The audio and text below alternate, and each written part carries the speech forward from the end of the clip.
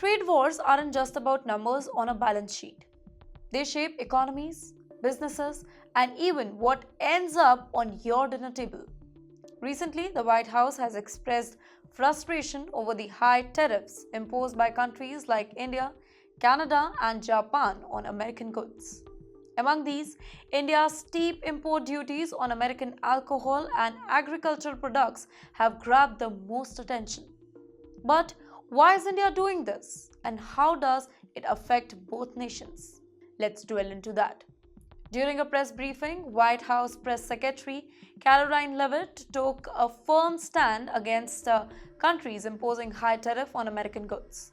She pointed out that India has slapped a 150% tariff on American alcohol and a 100% tariff on agricultural goods from the US. Do you think that helps Kentucky bourbon enter the Indian market? I don't think so. Well, that's what she remarked, highlighting how difficult it is for American exporters to sell their products in India. United States President Donald Trump has already repeatedly criticized India's trade policies. He claimed that India had imposed massive tariffs on American goods for years, making it nearly impossible for American businesses to operate in the country. According to Trump, India is now being forced to reconsider these high tariffs due to increasing pressure from the US administration. Now let's see it from Indian perspective. These tariffs are not just arbitrary restrictions, but part of a larger economic strategy. India has historically placed high import duties on foreign products to protect domestic industries. Whether it's whiskey, agriculture produce, or electronic goods, India wants to support local farmers, manufacturers, and businesses by making foreign products more expensive as compared to locally made ones. Let me give you an example. If an American whiskey enters the Indian market at a very low price, it could threaten the survival of Indian liquor manufacturers. Similarly, cheap agriculture imports from the US could hurt Indian farmers who already struggle a lot with fluctuating crop prices and weather-related uncertainties. High Tariff Act as a safeguard, ensuring that Indian products remain competitive within the country. But this could hamper India-US relationship. India and the US share strong trade relations, but such disputes have often caused tensions. The US wants a more open Indian market for its goods, while India prioritizes protecting its own industries.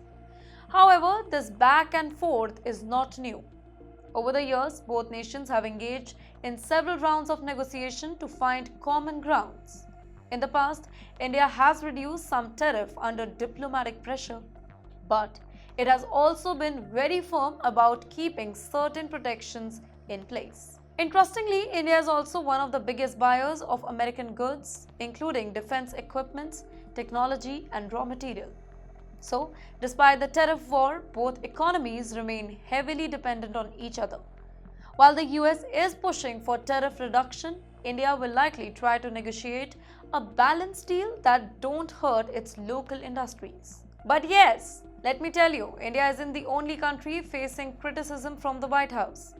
Japan's tariff policy have also come under scrutiny, with the US pointing out that Japan imposes a whopping 700% tariff on rice import. Can you imagine that? Similarly, Canada's trade restrictions have also been labeled as unfair by US administration. Trump has even hinted at hiking tariff on Canadian and Mexican goods if he feels that they are not engaging in fair trade practices. Looking ahead, then with global trade policy consistently evolving, it remains to be seen whether India will reduce these tariffs or stand its ground. If Trump follows through on his aggressive trade policy, there could be more tariff import on Indian exports to the US, potentially impacting Indian businesses that rely on American market. At the very same time, India is actively working on trade deals with countries like the UAE and European Union to diversify its export market and reduce dependency on the US. For now, Indian consumers will continue to pay higher prices for American whiskey, wine, and agricultural products, while Indian businesses will enjoy a competitive edge in the local market. But if the negotiation succeeds, we might see a new trade agreement that benefits both the sides. One that allows more American goods into India while ensuring Indian industries are not left vulnerable. Trade wars are never just about tariff. They shape economies, employment, and even politics. As India and the US navigate these challenges, the coming months will determine how both nations strike a balance between free trade and self reliance.